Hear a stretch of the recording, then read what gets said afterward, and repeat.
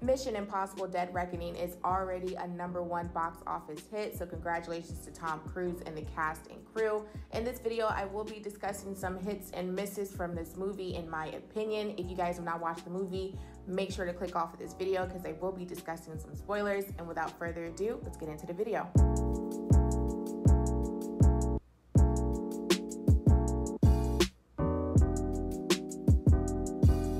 Welcome back to my Taylor Talks channel. If you guys are new here, make sure to click that like and subscribe button for some more Taylor Talks. Again, this movie is a box office hit. It set a franchise 5-day US opening record with $80 million as of Sunday morning. And according to Paramount, the movie has already made $235 million globally. Now, this looks like a really good start for this film, especially since it cost $290 million to produce. Chris McQuarrie's directed the 7th movie for the Mission Impossible franchise. The movie follows Ethan Hunt and his friends at IMF, Benji, and Luther. They try to work together to stop a rogue artificial intelligence called the Entity, and they're racing against time to find 2 keys that can either destroy or control this deadly AI. And Ethan's main mission, if he chooses to accept, is to not only find the 2 keys, but figure out what those keys unlock. Now, this movie introduced a new character to the Mission Impossible franchise. Her name is Grace. She is a skilled thief, and she does end up actually helping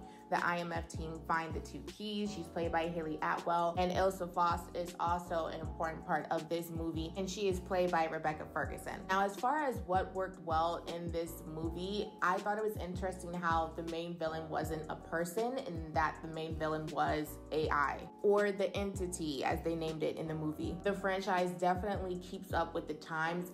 AI has always been in the conversation, especially over the past few years. However, AI has been more prevalent to the world now more than ever because everybody understands that AI is going to be a part of our future, whether we like it or not.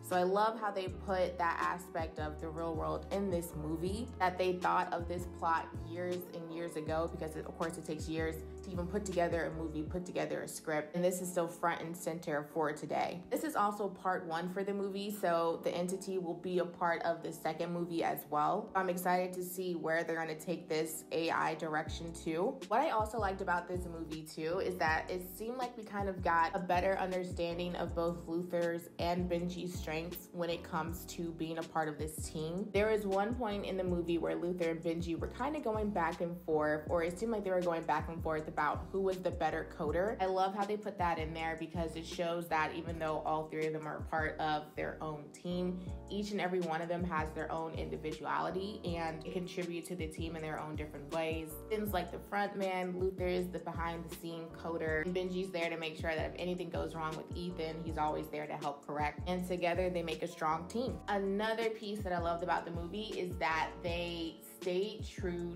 to what Mission Impossible is all about, or the essence, I should say. They still brought back the mask. It's almost like there is no such thing as a Mission Impossible movie without the characters having some sort of mask on their face. And it seems like in each and every movie, the government or the bad guys or somebody always has something negative to say about IMF and their use of the mask, but they always get the job done with them. Something else that I also loved about the movie is Hayley Atwell. I think she is a phenomenal addition to not just the movie, but the franchise as a whole. The way they set up her character, Grace, who is a highly skilled thief, we're going to see her for a very long time in this franchise. Based off of the end of the movie, she is officially a part of the IMF team, will work closely with Ethan, Luther, and Benji on any of their missions in the future. I was first introduced to Hayley Atwell while she was playing Peggy Carter in Captain America. She was a fan favorite and still is in the MCU. They even gave her her own show that sadly only ran for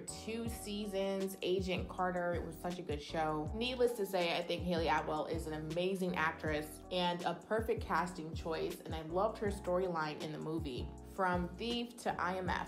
just like everyone else on the team. Now, she has come out recently and did some interviews and said that she's been waiting 17 years for this role, and I am glad that she finally was able to get it. Now, one of the misses for the movies, or something that I just could not wrap my head around as to why this was added to the movie, was the death of Ilsa Faust. A moment of silence for that magnificent character.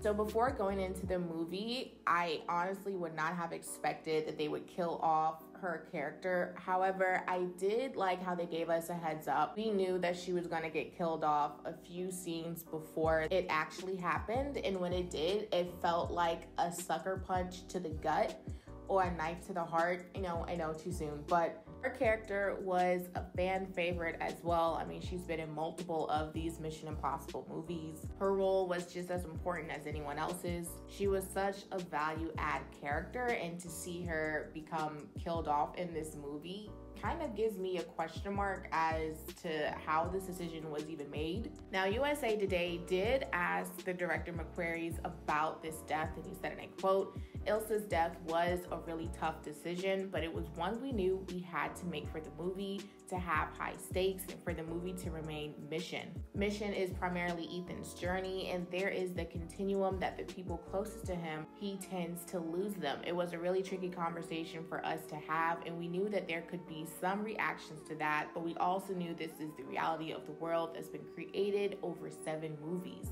I mean, I understand, but I don't really like that response. At the end of the day, it is what it is. They already killed off her character. However, I don't know about you guys, but I do see a slight pattern, especially with these big budgeted Hollywood movies, where the lead character, who happens to be a woman, is always killed off. Okay, maybe there is a slight chance that they live, but 9 times out of 10, it just seems like they're always killed off. And it's so sad because I want them to live and I want them to have the longevity as all of the other men in these big budgeted movies. Sometimes that's just not the case, and I can't figure out a specific reason as to why these big budgeted films want to kill off the main character who happens to be a woman. I don't know if it's just how movies make their money, if it's something to do with sexism, if it's how things have always been, and if it's not broke, don't fix it. I'm not 100% sure. However, it makes me give a side eye and scratch my head. That was the only miss, or the only part that made me scratch my head throughout the entire movie. Overall, it was an action-packed, fun movie. I would not be surprised if this film joined the $1 billion club. I want to know what you guys think. What did you guys think of the movie? What did you guys think of AI being a huge part of this movie? Were you surprised that they killed off Rebecca Ferguson's character? Why do you think that they killed her off? Did you guys love the huge motorcycle stunt scene that Tom Cruise did all by himself? That was a blast to watch. Someone else that I also forgot to mention was Gabrielle's henchwoman, Paris, played by Pom Clementine. She is also a part of the MCU. She plays Mantis in Guardians of the Galaxy. I think she did a phenomenal job going toe-to-toe against Tom Cruise's character. What did you guys think of Pom and Haley Atwell as an addition to the franchise? It looks like we will be seeing both of them in the future movies. Make sure to comment below your thoughts, like and subscribe for some more Taylor Talks. And as I always say, guys, stay safe. See ya.